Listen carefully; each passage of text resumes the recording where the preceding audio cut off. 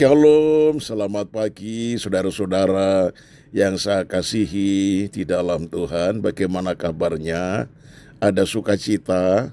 Semuanya sehat kan? Oh puji Tuhan. Mari kita sambut dengan ucapan syukur sebelum kita menerima renungan di pagi ini.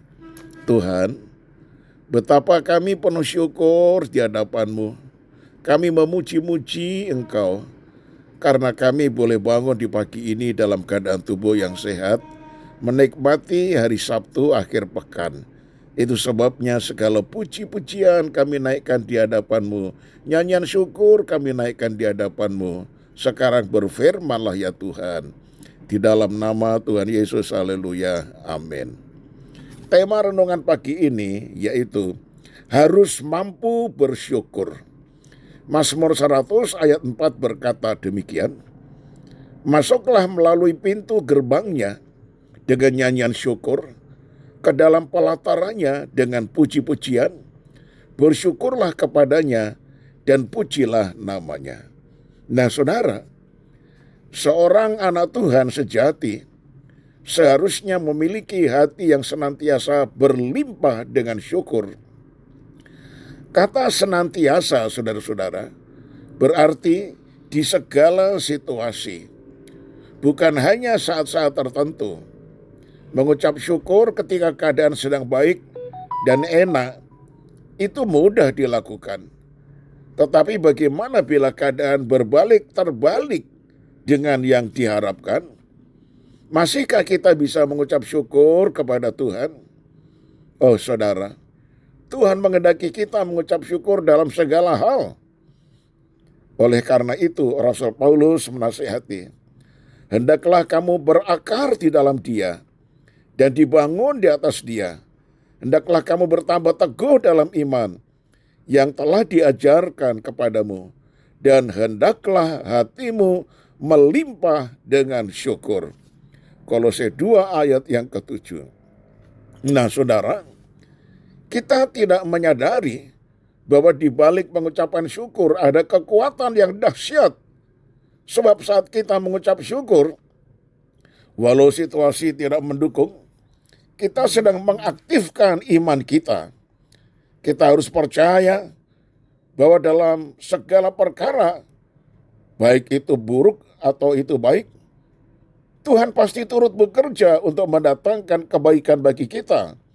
Ingat Roma 8 ayat 28. Karena itu tidak ada alasan untuk tidak mengucap syukur kepada Tuhan. Kita harus mampu bersyukur. Namun saudara, kemampuan untuk bersyukur di segala keadaan itu datangnya dari Roh Kudus. Jadi mengucap syukur adalah tanda Roh Kudus bekerja di dalam diri kita. Efesus 5 ayat 18-20 berbunyi begini saudara-saudara. Hendaklah kamu penuh dengan roh dan berkata-katalah seorang kepada yang lain dalam mazmur, kidung puji-pujian dan nyanyian rohani. Bernyanyi dan bersolaklah bagi Tuhan dengan segenap hati.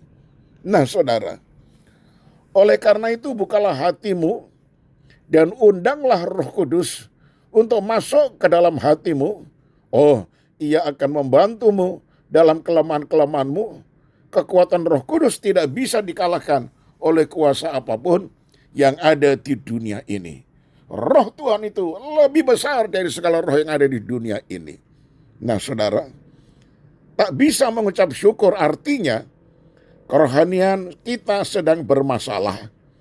Sebab pandangan kita hanya fokus pada apa yang kelihatan mata. Firman Tuhan menegaskan bahwa hidup kita adalah karena percaya, bukan karena melihat. Mampu bersyukur adalah bukti orang yang mengimani setiap janji Tuhan. Meski semua tampak mengecewakan dan tidak ada harapan, Habakuk memilih untuk tetap mengucap syukur. Saya tutup dengan kalimat ini, saudaraku. Seberat apapun keadaannya, tetaplah bersyukur kepada Tuhan. Karena Tuhan sanggup mengubah yang buruk menjadi kebaikan bagi kita. Itu sebabnya kita harus mampu mengucap syukur. Amin. Mari kita satu di dalam doa. Sungguh indah firman-Mu yang mengajak kami supaya kami mampu mengucap syukur di dalam segala keadaan. Kami harus senantiasa mengucap syukur. Engkau menyadarkan kami ya Tuhan. Senantiasa itu berarti di segala situasi, bukan hanya saat-saat tertentu. Itu sebabnya ya Tuhan, supaya kami mampu mengucap syukur. Ya Roh Kudus sebagai roh penolong, tolonglah kami. Karena kekuatan untuk mampu bersyukur dalam keadaan yang sulit, itu datangnya daripada Roh Kudus. Ya Roh Kudus, Engkaulah penolong kami, selalu tolong kepada kami, beri kami kekuatan, beri kami kemampuan dalam segala perkara untuk mengucap syukur. Firman-Mu ya Tuhan mengajarkan supaya ketika kami bersekutu dengan Engkau, laksana kami masuk pintu gerbang daripada Tuhan, kami awali dengan nyanyian, yaitu nyanyian syukur. Kemudian kami lebih masuk ke dalam lagi dengan puji-pujian dan penyembahan. Kami bersyukur di dalam roh kepada Tuhan, memuji-muji akan kebaikan Tuhan. Kami melihat fokus kepada Tuhan yang penuh kuasa, yang tidak terbatas kuasanya. Kami tidak melihat apa yang kelihatan dengan mata, tetapi dengan iman. Terima kasih banyak Bapa, teguhkanlah iman kami. Dan kami bersyukur lewat renungan di pagi ini meneguhkan iman kami.